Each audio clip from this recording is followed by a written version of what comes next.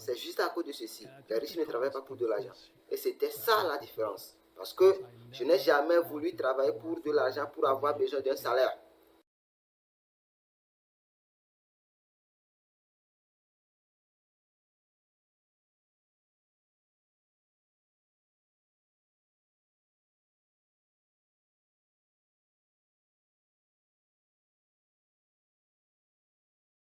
Tu sais, mon père riche était le père de mon meilleur ami. Mon père pauvre était mon père académique qui n'avait que de bonnes notes.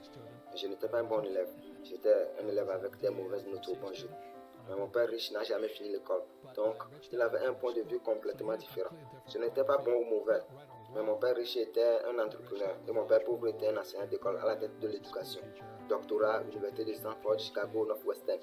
Il avait toutes les informations d'identification universitaire. Donc, à l'âge de 9 ans, à Hilo, Hawaï, mon père riche avait commencé à m'enseigner. Parce que j'avais posé une question à mon professeur de CE2 et dit, quand allons-nous apprendre des choses sur l'argent? Et il a répondu, nous n'enseignons pas des choses sur l'argent. Et j'ai compris que c'était vraiment stupide. Pourquoi aller à l'école et obtenir un job et ne rien savoir sur l'argent? Donc, avec ça, nous allons voir la leçon numéro 1. Les riches ne travaillent pas pour de l'argent. Alors, quand je vous ai montré ça, qu'est-ce qui se passe maintenant dans votre cerveau? Parce que je connais déjà votre philosophie, cela me donne beaucoup de sens. Mais pour quelqu'un qui regarde cette philosophie pour la première fois, cela n'a peut-être aucun sens, n'est-ce pas? Oui, c'est comme ça, n'a pas de sens. Parce que vous allez à l'école pour avoir un emploi et là, vous pouvez travailler pour de l'argent. Oui, c'est comme c'est le but de la vie. D'accord? Pour être un esclave de l'argent et travailler pour des idiots comme moi. Mais de toute façon, ma manière d'enseigner, c'est de semer premièrement le doute dans votre cerveau pour défier vos systèmes de croyances. Et là, peut-être vous pouvez choisir de nouvelles croyances ou garder toujours vos vieilles croyances. Donc, quand vous pensez à travailler pour de l'argent, qu'est-ce que vous vous rappelez de votre propre expérience? Je pense au temps où j'ai travaillé à la banque et je travaillais de chèque de paie en chèque de paie et je n'étais pas exposé à l'éducation financière que vous me fournissez maintenant. Et donc, c'est triste que je ne pouvais pas me permettre de faire des choses que j'ai envie de faire. Et j'étais juste coincé dans ce cercle de paiement de mes factures et retourner travailler, c'était comme ça. Vous avez des amis qui n'ont pas trouvé de bon travail aussi bien qu'ils ont fréquenté l'école? J'ai beaucoup d'amis qui ont eu leur diplôme et qui disaient qu'ils vont à l'école, ils vont trouver de bons emplois et se sont retrouvés sans rien du tout. Mais beaucoup d'entre eux ont trouvé des emplois et beaucoup d'entre eux également n'ont pas trouvé d'emploi.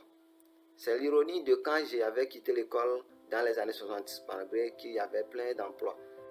Mais le monde a changé et nos écoles n'ont pas changé.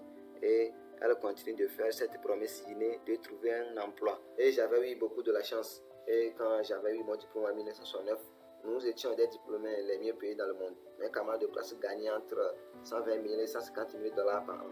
Cela n'est pas une grosse somme d'argent aujourd'hui, mais en 1969, c'était beaucoup d'argent. Mais naturellement, comme le font les jeunes gens, nous dépensons chaque centime. Et donc, j'avais gardé la leçon de mon père riche. Les riches ne travaillent pas pour de l'argent dans ma tête. Je disais, ok, je fais tout cet argent.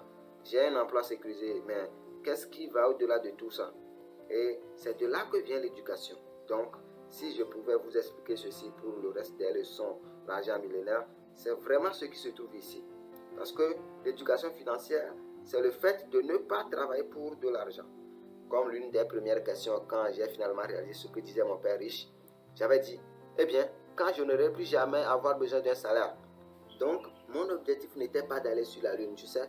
Mon objectif était quand je n'aurai plus jamais avoir besoin d'un salaire. Parce que aussi longtemps que vous aurez besoin d'un salaire, soit de la part d'un employeur ou comme mon père pauvre, il avait trop peur de perdre sa pension du gouvernement. J'étais comme, oh Jésus, quelle est cette façon de vivre? Votre pension? Et donc, mon vieux père est fini viré de son emploi. Il a donc perdu sa pension. C'était la chose la plus terrible pour lui dans le monde. Il n'avait pas de pension. Et donc, maintenant, c'est la sécurité sociale, ce qui est encore plus terrible. Donc, c'est pourquoi mon objectif, quand j'avais ton âge, autour de mes 25 ans, j'avais dit, mon objectif, c'est de ne plus jamais avoir besoin d'un salaire, de la part de qui que ce soit, même le gouvernement. Je ne veux aucun soin médical, la sécurité sociale ou peu importe. Eh bien, j'étais un pilote militaire et ils ont dit, hey, vous devez obtenir la pension du pilote militaire. J'avais répondu, c'est vous qui avez besoin, mais moi non. Et c'est juste à cause de ceci. Les riches ne travaillent pas pour de l'argent.